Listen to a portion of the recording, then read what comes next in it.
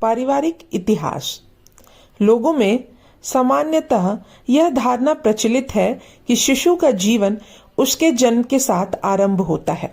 तदंतर उसके व्यक्तित्व को सुदृढ़ करने के लिए माता पिता उसमें श्रेष्ठ संस्कारों एवं गुणों के बीज बोते हैं। लेकिन यदि ऐसा संभव होता तो संसार के सभी व्यक्ति सद्गुणी, चरित्रवान, धर्मपरायण, ईमानदार, सत्यप्रिय तथा मानवीय गुणों से परिपूर्ण होते। इस आधार पर कुछ विद्वान इस अवधारणा को नकारते हुए एक अलग मत प्रस्तुत करते हैं। उनके अनुसार स्त्री के गर्भ में पुरुष द्वारा अंश स्थापित करने के साथ ही शिशु का जीवन आरंभ हो जाता है। यही वह समय होता है जब उसमें संस्कारों एवं गुणों का बीजारोपण होता है। वस्तुतः इसी प्रकार संस्कार पीढ़ी दर पीढ़ी एक से दूसरे को प्राप्त होते हैं। बाद में शिशु जन्म के उपरांत माता पिता बीज रूपी इन संस्कारों को वृक्ष रूप में विकसित करने का कार्य करते हैं। यदि संक्षेप में कहा जाए तो शिशु को माता पिता के ही अच्छे बुरे संस्कार विरासत में मिलते हैं। महानता की बात की जाए तो विद्वानों के मतानुसार इसके पीछे व्यक्ति के अथक परिश्रम एवं गुणों के साथ साथ उसके परिवारजनों का महत्वपूर्ण योगदान होता है। प्रारंभ में ही वे आत्मविश्वास और उत्साह का संचार करते हुए उसे आगे बढ़ने के लिए प्रेरित करते हैं। इसके बाद व्यक्ति स्वयं ही अपने लक्ष्य की ओर कदम बढ़ा चल जाता है। उपरोक्त दोनों कथनों के अनुसार चाहे संस्कारों की बात हो या महानता की, माता पिता का इसमें महत्वपूर्ण योगदान होता है। उनके संस्कारों एवं महान विचारों से पोषित मनुष्य समाज के लिए अमूल्य निधि बन जाता है। यही बात सरोजनी नायडू के संदर्भ में भी कही जा सकती है। उनके जीवन और व्यक्तित्व में जिन विशेषताओं एवं संस्कारों का समावेश हुआ वे उन्हें माता पिता से प्राप्त हुए थे। इसलिए उनके जीवन पर प्रकाश डालने से पूर्व उनकी पारिवारिक पृष्ठभूमि के बारे में जानना अति आवश्यक है। अघोरनाथ का जीवन संघर्ष। निर्धन ब्राह्मण परिवार में अघोरनाथ चट्टोपाध्याय का जन्म हुआ। पारिवारिक परंपरा के अनुसार बचपन से ही उन्हें संस्कृत की शिक्षा विरासत में मिली। हिंदू संस्कार उनमें कूट कूट कर भरे हुए थे, परंतु धार्मिक वातावरण से ओतप्रोत परिवार में रहते हुए भी धर्मदाता या ब्राह्मण दाता की जटिलताओं को उनमें लेश मात्र भी चिन्ह नहीं था। अपितु नवीन विचारों को ग्रहण करके वे उन्हें जीवन के विभिन्न पक्षों में लागू करने के समर्थक थे। उन दिनों ब्राह्मण परिवार के बालक थोड़ी बहुत स्कूली शिक्षा प्राप्त करने के लिए पंडित्य के कार्य में लग जाते थे, परंतु अघोरनाथ सदियों से चली आ रही इस परंपरा को बदलने के लिए दृढ़ संकल्प थे। इसीलिए स्कूली शिक्षा प्राप्त करने के बाद आगे की पढ़ाई के लिए उन्होंने कलकत्ता विश्वविद्यालय में दाखिला ले लिया। रसायन शास्त्र में उनकी गहरी रुचि थी, अतः यही उनके अध्ययन का मुख्य विषय बना। अघोरनाथ एक निर्धन परिवार से संबंधित थे और जैसे तैसे करके कलकत्ता पहुंचे थे। यहाँ रहने, खाने पीने तथा पढ़ाई के लिए धन आवश्यक था, जिसकी व्यवस्था करने की जिम्मेदारी उनके कंधों पर थी। यद्यपि वे एक संबंधी के घर ठहरे हुए थे, लेकिन स्वाभिमानी अघोरनाथ को किसी पर बोझ बनना स्वीकार न था। इसलिए वे शीघ्र ही धनार्जन का कोई उपाय ढूंढ लेना चाहते थे। इसी चिंता में कई मास बीत गए, लेकिन समस्या ज्यों की त्यों बनी रही। एक दिन एक मित्र ने पूछा, क्या तुम बच्चों को पढ़ाना चाहोगे? किन बच्चों को पढ़ाना है? उन्होंने चौंक कर पूछा। कॉलेज के निकट एक सेठ रहते हैं, उन्हें अपने बच्चों के लिए अध्यापक की आवश्यकता है। यदि तुम पढ़ाना चाहो तो मैं उनसे बात कर सकता हूँ। अंधेरे में भटकते अघोरनाथ को रोशनी की किरण दिखाई देने लगी। उन्होंने सहमति दे दी। अगले दिन से ही वे अध्यापन करने लगे। इससे प्राप्त होने वाली धनराशि पर्याप्त न होते हुए भी बहुत सहायक सिद्ध हुई।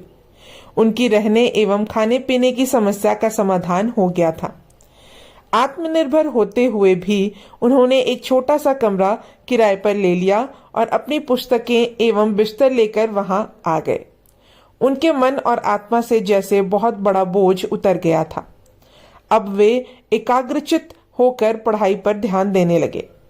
पुस्तकें खरीदना निर्धन अघोरनाथ के वश में न था, अतः वे पुस्तकालय में पुस्तकें लाकर पढ़ा करते। यदा कदा मित्रों से पुस्तकें उधार मांगकर वे कभी प्रकार अध्ययन कार्य पूरा कर लेते। दिन भर व्यस्त रहने वाले अघोरनाथ को पढ़ने के लिए रात को ही समय मिलता था।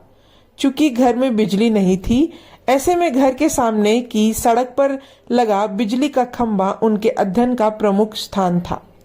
दैनिक कार्यों से निर्वृत्त होने के बाद वे पुस्तकें उठाते और खंभे के नीचे आलथी पालथी मारकर अध्ययन में जुट जाते।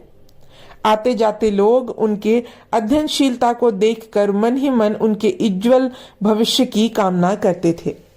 शीघ्र ही परिश्रम, लगन एवं योग्यता के बल पर वे प्रोफेसरों के प्रिय छात्र बन गए। पढ़ाई के लिए उनकी एकाग्रता को देखकर अक्सर प्रोफेसर कहा करते थे, हमने बहुत से छात्रों को शिक्षित किया है, अनेक छात्रों को सफलता का शिखर चूमते देखा है, लेकिन अघोरनाथ उन सबसे अलग है।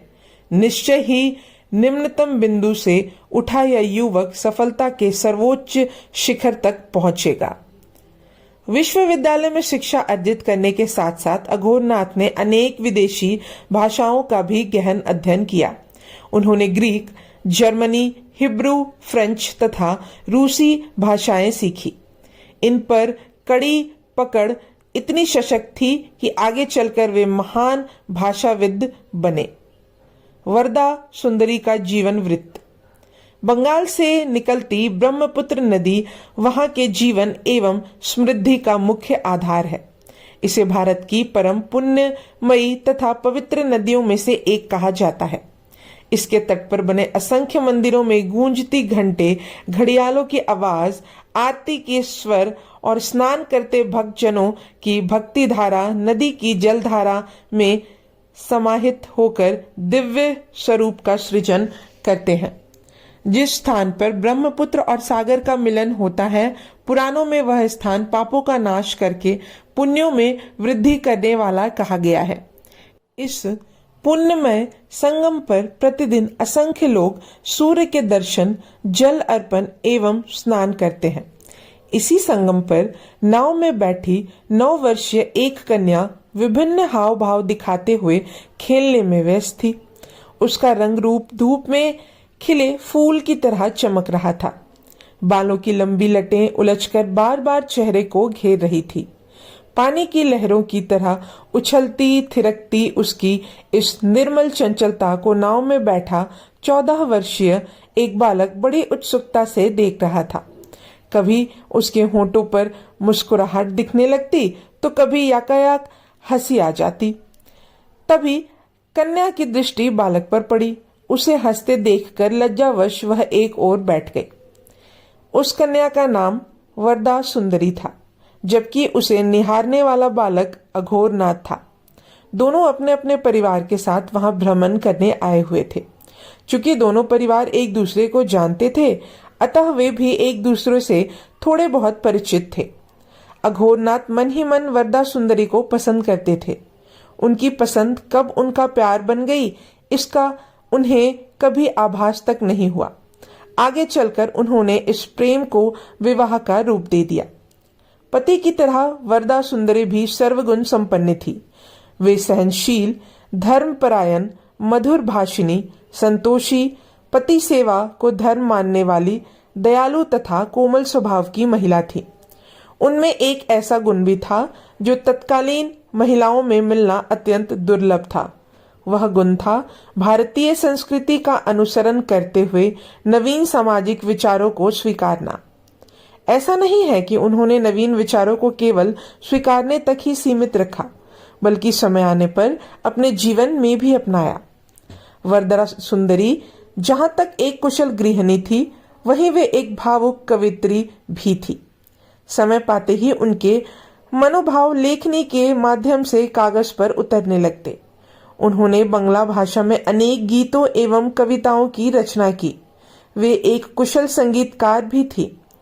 अपने गीतों को विभिन्न वाद्यों द्वारा सुर देना उन्हें भली भांति आता था। वे अनेक संस्थाओं एवं जरूरतमंद लोगों की सहायता भी किया करती थी। जीवन संगिनी के रूप में वरदा सुंदरी को पाकर अघोरनाथ का जीवन धन्य हो गया। उनकी गृहस्थी सुखपूर्वक चलने लगी। भारत के प्रथम डॉक्टरेट।